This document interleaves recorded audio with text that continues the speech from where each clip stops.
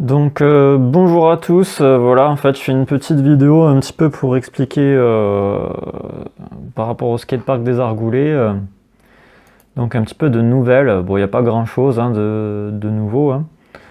Avant de faire ça, je vais vous montrer un peu le PowerPoint que j'ai montré à la mairie de Toulouse pour vous montrer un petit peu sur quoi je travaille. C'est celui-là. Donc c'est un PowerPoint que j'ai pas pu présenter quand j'ai eu mon rendez-vous à la mairie parce qu'il y a eu beaucoup de questions, et on a beaucoup parlé et du coup j'ai pas eu le temps, surtout que mon PowerPoint durait au moins 30 minutes, facile, même plus. Et du coup je vous le montre, je vais le montrer sur mon ordinateur. Alors attendez, parce que j'ai besoin de la souris au final. Donc je vous montre ça. Donc voilà, donc ce PowerPoint, je vous le présente. Donc le titre c'est ça. Donc un sport urbain avant tout. Alors c'est surtout pour démontrer que c'est un sport qui est né dans la rue. Hein. C'est pas pour dire que c'est un sport qui est fait pour être dans les skateparks. Souvent les élus de mairie pensent que le skate c'est un skate qui est, enfin c'est un sport qui est fait pour être dans un skatepark. Et clairement non. Hein. Donc voilà. C'était pour démontrer un petit peu ça, donc je vais venir tout à l'heure. Donc là c'est moi, enfin voilà quoi, je leur ai montré, enfin j'ai pas pu le présenter hein, comme je le rappelle, il n'y avait pas assez de temps. Mais voilà, je leur ai envoyé par mail et j'ai envoyé aussi ça, du coup ils connaissent cette vidéo. Hein. Il y en a pas mal d'élus au sport qui ont vu la vidéo des 9 skateparks de Toulouse, parce que c'est un peu une réponse à la mairie de Toulouse que j'ai fait. Donc voilà, donc né dans la rue, créé en 1940 à Jola en Californie par des surfeurs californiens, blablabla. Alors du coup, 1966, le premier film de Claude Jutras, Roulis roulant. Voilà. Donc ça c'était pour faire un petit point sur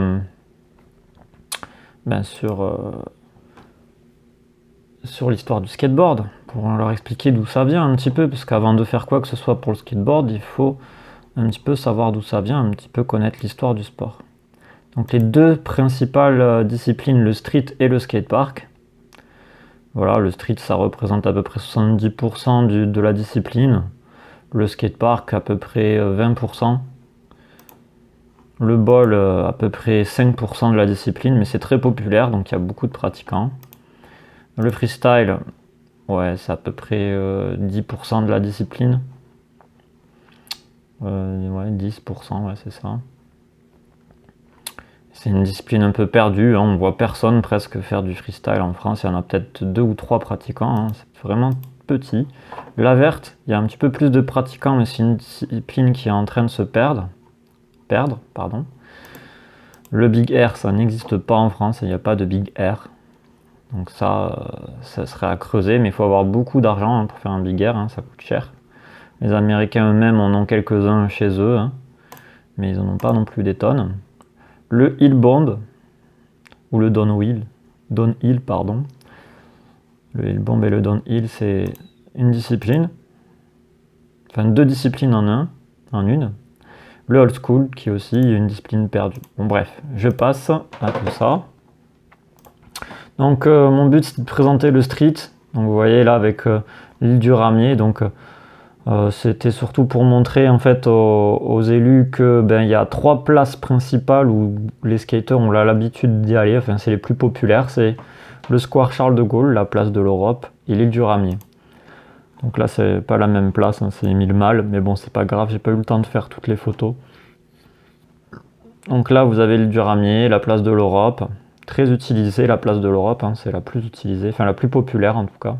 Ensuite il y a l'île du Ramier, et puis il y a le Square Charles de Gaulle, mais bon là avec l'arrêté municipal, justement, auquel je vais parler là maintenant, il n'y a pas grand monde qui qui va, pardon. Donc du coup là c'était pour leur montrer, analyser les problèmes, leur montrer qu'il y a des solutions possibles ici, il y en a beaucoup des solutions possibles, et qu'il y a des avantages pour les riverains, mais aussi pour les pratiquants. Voilà, donc je passe rapidement. Donc après je leur ai présenté un constructeur de modules urbains qui s'appelle Street Unit. Voilà, donc rapidement, le type de module qui existe. Voilà, c'était ça que je devais leur présenter et justifier. Donc je vais essayer, c'était le but, c'était d'essayer de justifier parce que quand je voulais présenter mon PowerPoint, il n'y avait pas ce diaporama et je l'ai mis en place après en fait avoir eu le rendez-vous pour justifier une question, enfin pas une question, mais une affirmation d'un des élus au sport qui m'avait dit que il fallait qu'il y ait des petits skateparks partout pour que les petits ils s'éloignent pas trop de la maison.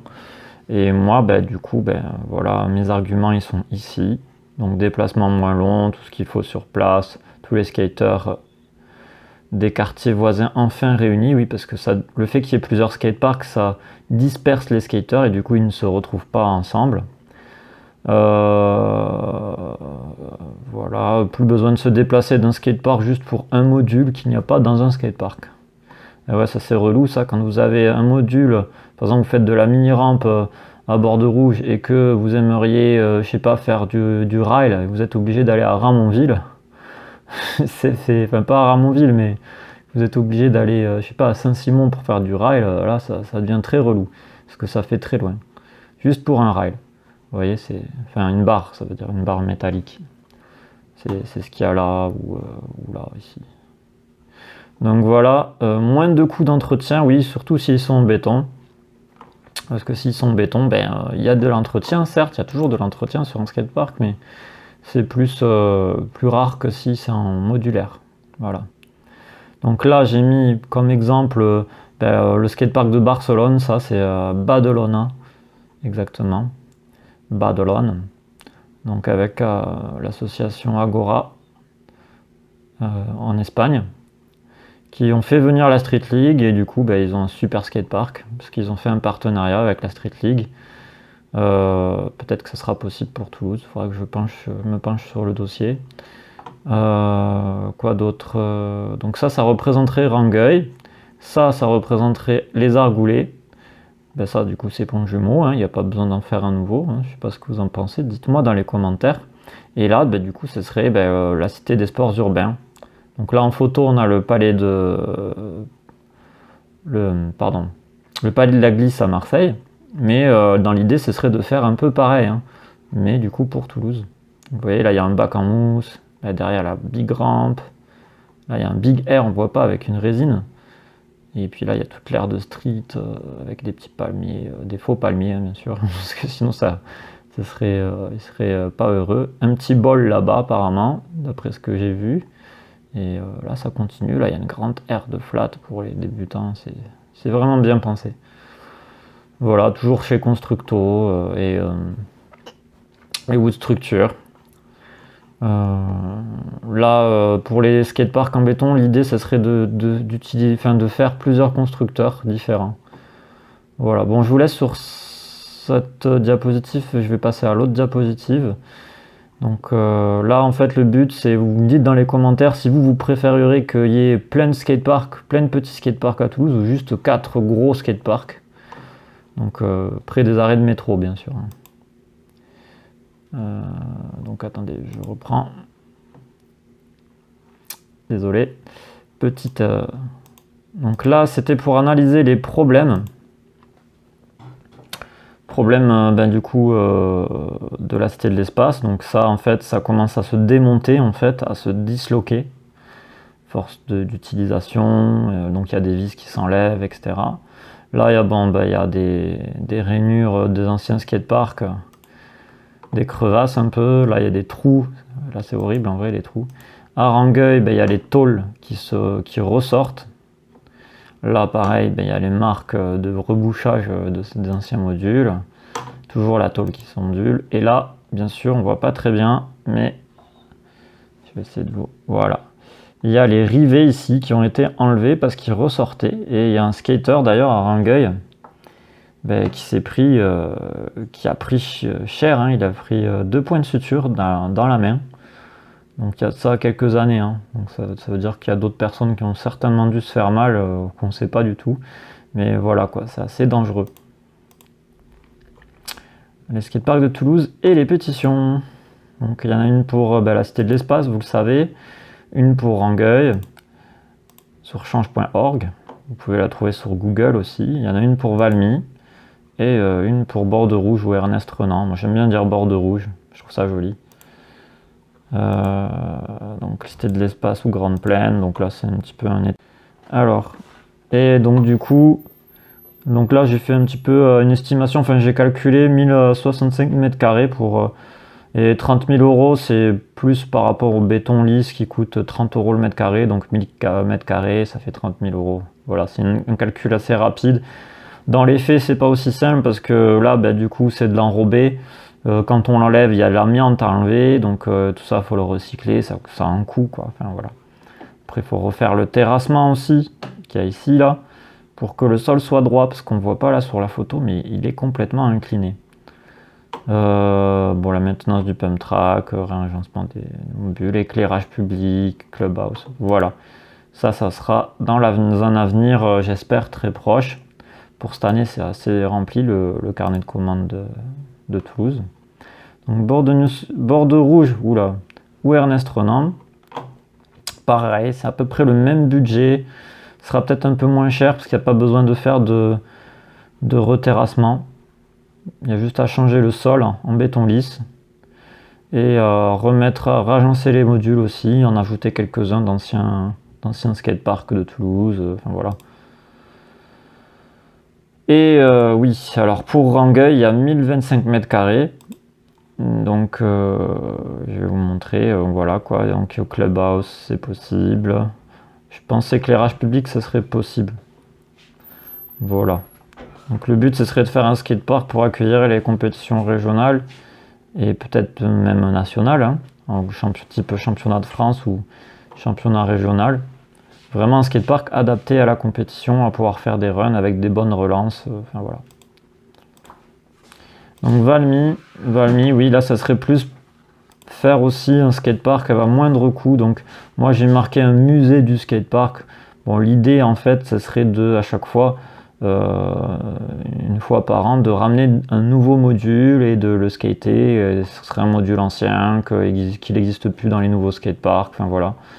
Le but, ce serait ça. Bon, bien sûr, il faut un reterrassement parce que c'est en pente. Un petit clubhouse et de l'éclairage public, ça serait cool. Donc il y a, voilà, où j'ai parlé de récupérer la grande rampe de Montpellier qui fait 4,30 m de haut.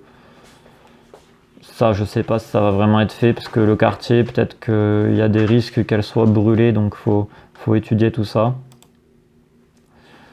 Pour Rangueil, voilà, bon, pour le projet de Rangueil, voilà, j'ai mis un exemple de projet. J'ai mis en parallèle du coup le skatepark d'Aurillac qui fait exactement la même superficie que l'aire goudronnée du skatepark de Rangueil.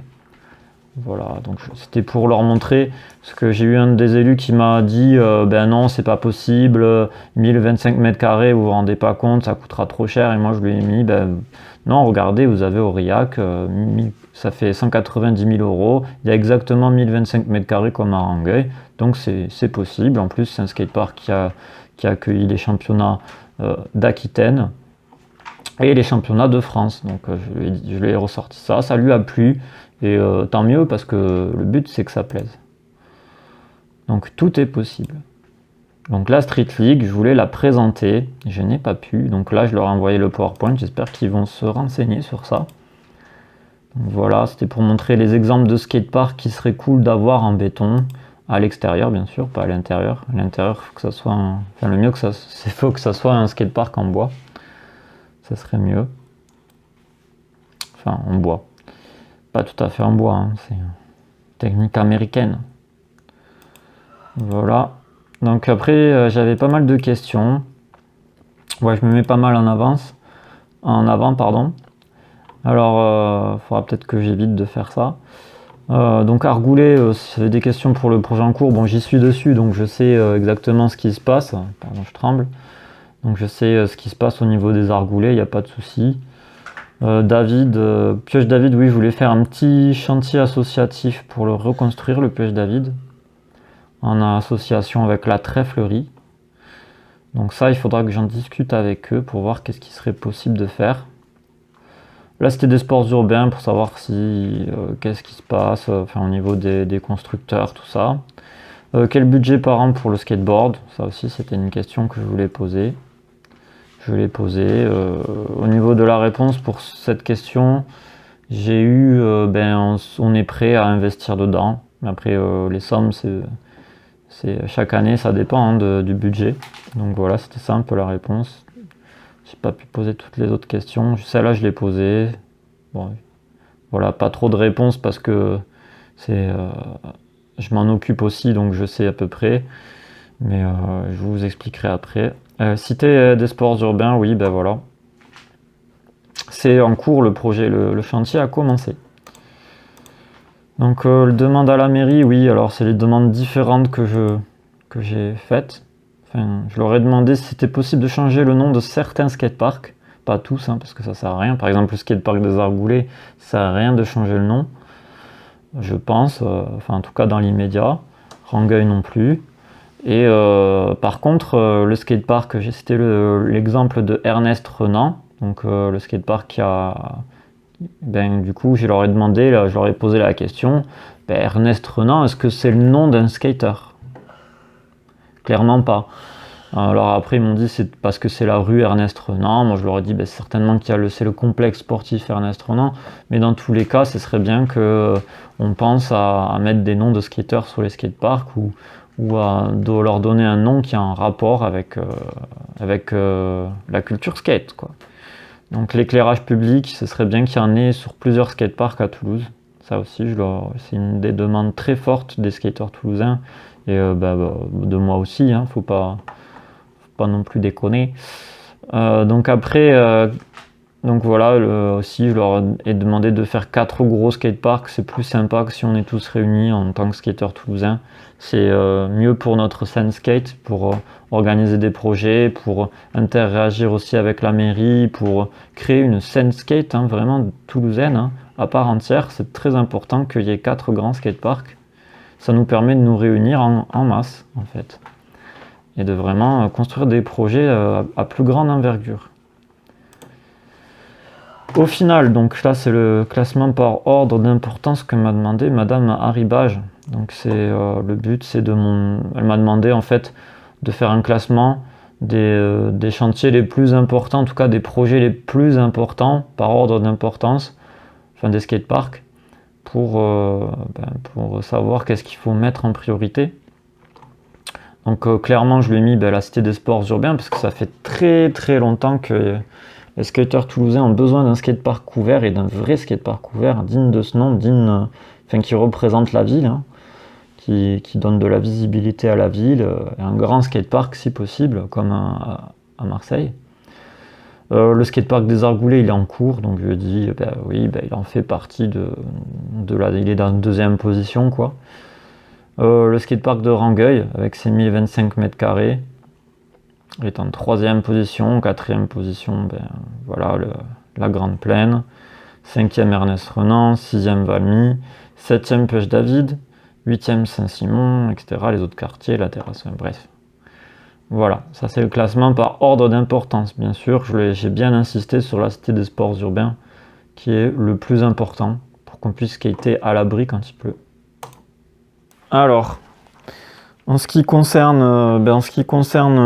ce PowerPoint, donc ça concerne surtout les skateparks. Hein, vous avez vu, j'ai parlé vite fait du street pour essayer de les sensibiliser dessus, mais après c'est pas le service urbanisme, hein, donc ils n'ont pas vraiment de pouvoir par rapport à ça. Moi je vais essayer de les contacter comme je peux et d'essayer de voir ce qui est possible de faire. Et je ferai une autre vidéo pour tout ce qui est partie street, parce que là c'est la partie plutôt skatepark de Toulouse.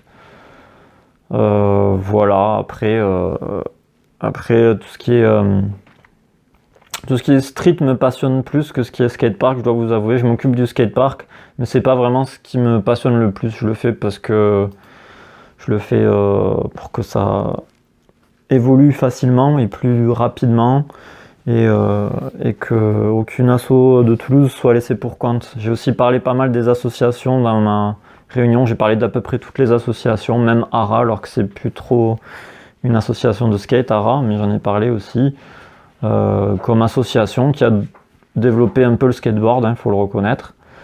J'ai parlé de copain-coping, du skatepark Le Petit, de ce qu'ils avaient fait et apparemment ils ne savaient pas que copain-coping avait fait des actions et qu'ils avaient créé un skatepark ouvert. Donc je leur en ai parlé, je leur ai dit que c'était des gars motivés, c'est vrai. J'ai parlé de la Tréflerie aussi, rapidement, qui était une association du coup qui fabrique des modules en béton, enfin pas des modules en béton, mais qui font du DIY, du do it yourself. Apparemment ils en avaient entendu parler un petit peu, mais je leur ai pas parlé par contre du spot sous l'autoroute. Voilà, je leur ai pas encore parlé. Et je leur ai proposé aussi de créer des clubhouses pour certaines associations, pour qu'elles soient un petit peu mieux, qu'elles se sentent un peu mieux, et puis qu'elles aient une visibilité aussi. Très important pour une association de skate. De cours de skate Toulouse aussi, j'ai parlé avec Alexis Josion. J'ai parlé d'Alexis Josion un petit peu, du travail qu'il a fait aussi pour le skateboard toulousain, parce que c'est important. J'ai parlé de quoi? J'ai parlé d'un peu tout. J'ai parlé aussi de Cyril Grosnier avec l'ASC, en lui expliquant que c'était un bon coach, que c'était l'un des meilleurs coachs de la région, qui a coaché du coup Jérôme Louvet pour l'amener jusqu'au championnat de France quand même, jusqu'en finale des championnats de France de Toulouse. Et voilà, je sais plus, j'ai parlé un petit peu de moi aussi parce que j'ai monté mon club et ça contribue aussi au développement du skate, après tout. Bon, après je leur ai expliqué que maintenant je me concentre vraiment sur le développement du skate toulousain et plus trop sur les cours de skate. Malgré que je fasse quand même un CQP skateboard et que je me forme au cas où pour mon avenir, enfin voilà. Donc ça sera tout comme info. Voilà, j'ai pas plus d'infos au niveau du skatepark des Argoulets. Je garde le contact bien sûr, mais c'est des gens qui s'intéressent au skateboard, faut dire. Du coup, à l'avenir, je vais essayer de faire évoluer les choses. Mon but en premier, ce serait de recenser les skateurs toulousains pour savoir combien on est, parce que moi, je sais pas combien on est à Toulouse comme skater. Et le but, ce serait de savoir combien il y a de skateurs à Toulouse, en dedans la métropole et en dehors de la métropole. Ça, c'est mon but premier. Ensuite, du coup, d'aider un petit peu à orienter la mairie. Bon, je serai pas seul, bien sûr. Il y aura d'autres personnes. Quoi d'autre? Oui, voilà. En clair. Et en clair, c'est ça. Et voilà. Je sais pas trop quoi vous dire de plus. Je fais de mon mieux. Je travaille dur pour ça. Remarque, vous avez vu, j'ai fait un PowerPoint. Je me suis bien cassé le cul. Et pardon pour la vulgarité, je me suis bien embêté. Voilà, j'essaie de rectifier un peu ce que j'ai dit. Je me suis bien embêté à faire ce PowerPoint. Et je vais en faire d'autres parce qu'il faut que je parle des clubhouses et que je leur explique l'intérêt des clubhouses aussi. Voilà, il faut que je rentre en contact avec les mairies de quartier aussi pour tout ce qui est place publique, pour les développer. Et vous inquiétez pas, j'ai pensé à aller au Vals, je ne l'ai pas encore contacté, mais il faudra que je le contacte. Comme vous m'avez demandé de le contacter, je vais essayer de le contacter, de parler un peu avec lui, afin de voir un petit peu qu'est-ce qui serait possible de faire pour Toulouse. Après tout. Moi, j'ai déjà commencé un petit peu sans le contacter, à parler de l'association, de l'entreprise d'éducation de skateboard. C'est l'entreprise, vous savez, qui a posé les ledges sur les places publiques là. Donc j'en ai déjà commencé à en parler et je vais essayer d'appuyer le fait que c'est intéressant de poser des ledges. Et voilà. Bref. Je vous laisse sur ça. Bonne journée. Bon skate. Et puis à plus. Ciao.